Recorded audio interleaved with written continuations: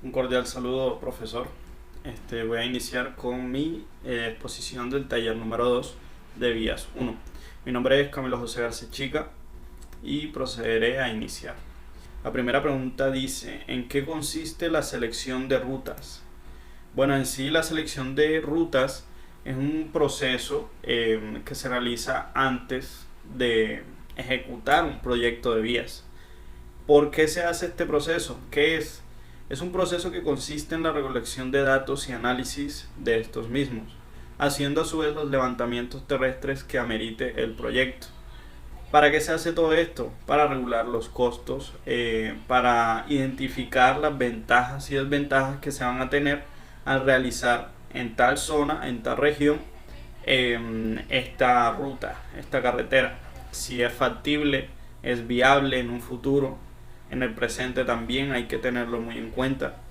Y muchos otros aspectos que hay que tener en cuenta. También lo que es el comercio, si hay mucha movilidad, mucha densidad poblacional en esta región. Bien, sigamos con la segunda pregunta. ¿Qué información se requiere para cada una de las rutas planteadas en el proceso de selección de rutas?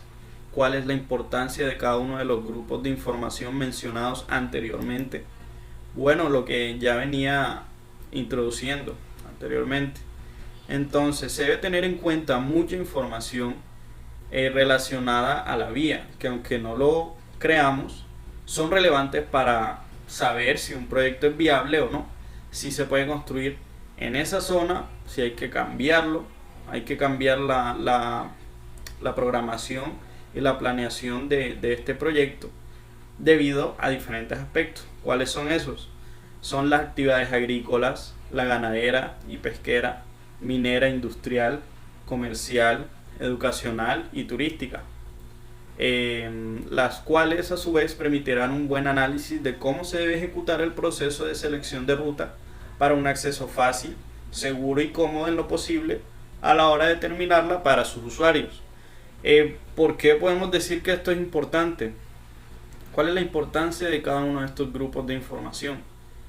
Entonces, si nos ponemos a pensar, para realizar una vía, una ruta, una carretera, hay que tener en cuenta qué tipo de vehículos van a pasar sobre ella y también en qué ubicación va a pasar este mismo para facilitarle el paso a los diferentes vehículos y nuevas conexiones que se puedan hacer con otras vías carreteables, no necesariamente tienen que ser pavimentadas, sobre todo acá en la zona de Córdoba, que hay muchas de estas vías carreteables, vías terciarias, vías de vereda, que por lo general no están pavimentadas. Entonces hay que ver todas estas posibilidades, todos estos aspectos que tienen que ver mucho con lo que es la ganadería, agricultura, ya la zona, lo que es pesquera, bueno, ya más hacia las zonas que estén cerca al río o a su vez a la playa también, al mar. ¿Qué más le puedo decir acá? Por lo general, lo que venía diciendo de la zona ganadera, agrícola, se van a necesitar pavimentos con alta resistencia y con una corona bastante ancha para el paso de vehículos pesados. Obviamente, todas estas fincas, granjas, necesitan de vehículos grandes para poder transportar gran cantidad de ese material o animales que estén en su proceso financiero, económico, en fin. Dando seguridad también a otros posibles vehículos que transitarán en esa nueva ruta, donde también debe brindar conexiones fáciles de utilizar para esos vehículos de carga, desde las vías carreteables, lo que venía diciendo, de las veredas y fincas, hasta la propia ruta principal, la que se tiene planeada realizar. Caso similar al de la zona minera e industrial, ya que entre estas actividades siempre se manejarán pesos grandes dentro de lo que concierne al transporte de minerales, materia prima y orgánica también, material procesado y demás cosas que necesitarían de una carretera bastante óptima en cuanto a la resistencia de pesos elevados sobre ella, y con un acceso cercano a muchas de las canteras, fábricas, lugares de trabajo de estas industrias. Lo que venía diciendo anteriormente, sobre todo aquí en Córdoba. Se necesita una buena planeación para estas vías que facilite el acceso de estos vehículos pesados o de cualquier tipo de vehículo también a estas vías terciarias que serían las carreteables. Bueno, tercera pregunta. ¿Qué factores se evalúan en las diferentes rutas que hacen parte del proceso de selección de ruta? Una de las principales consideraciones al momento de planear y desarrollar un proyecto geométrico es la localización, ya que esta depende del éxito de las etapas subsecuentes, principalmente en la funcionalidad y costo ejecutivo.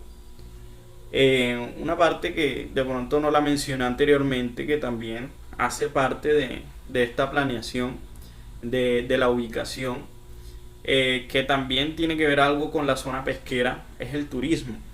¿Por qué tiene que ver con la zona pesquera? Porque todos estos turistas que vienen del interior del país o de otras zonas del país necesitan un fácil acceso y un cómodo acceso también en lo posible para llegar a estas zonas de hoteles, de playa, todos estos lugares que por lo general son muy concurrentes por los turistas. Entonces se necesita buenos arreglos, una buena carretera para que estos lleguen cómodamente y lo más rápido posible a sus destinos. Que eso se logra con carreteras totalmente óptimas según pues las normas de tránsito, la construcción de estas. Bien, bueno, por otra parte hay que considerar los costos, el material y el tipo de material que sea necesario en la zona.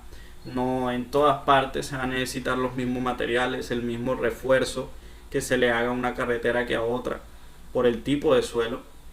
El tiempo de construcción debido a las condiciones climáticas de la zona también, que varía según las regiones del país o dependiendo también de la época del año.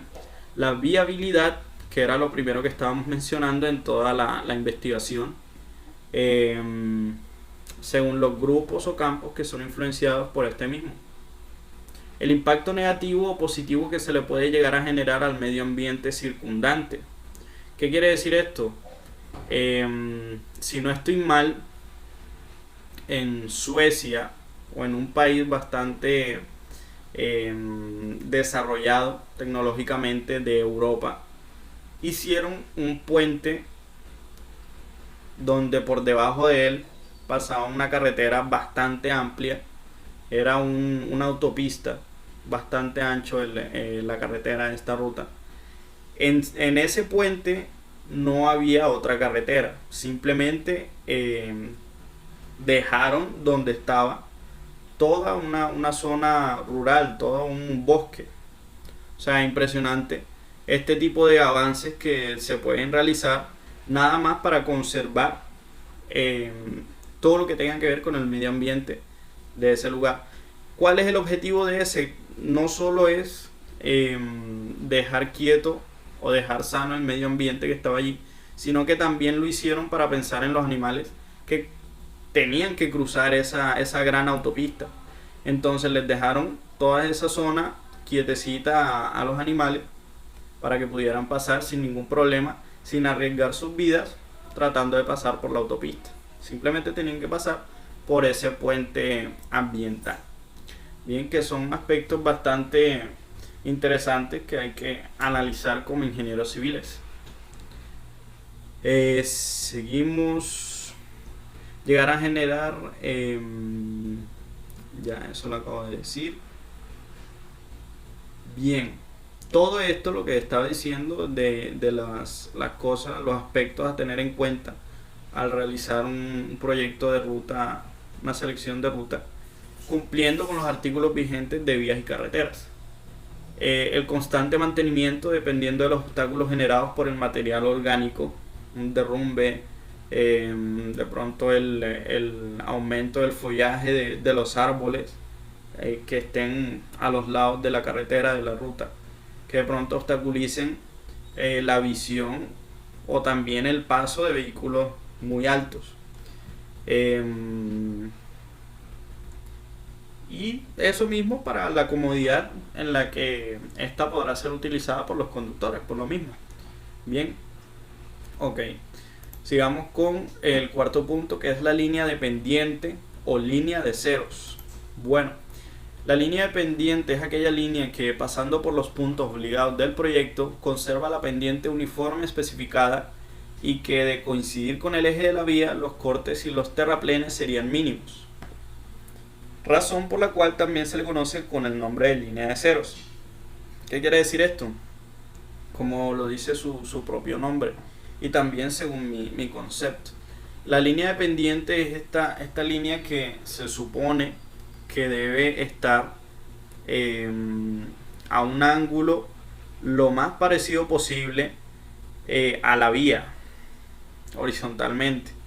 Este ángulo, ¿para qué es? Para identificar como ese nivel de riesgo que hay de deslizamientos o de movimiento del propio material del suelo.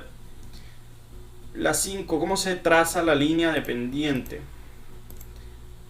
Aquí tenemos, para trazar una línea de pendiente sobre el plano se utiliza un compás, señalando puntos sobre las curvas de nivel que forman líneas de igual longitud, equivalente a la abertura del compás. Bueno, eso sería todo. Ha finalizado mi presentación, profesor.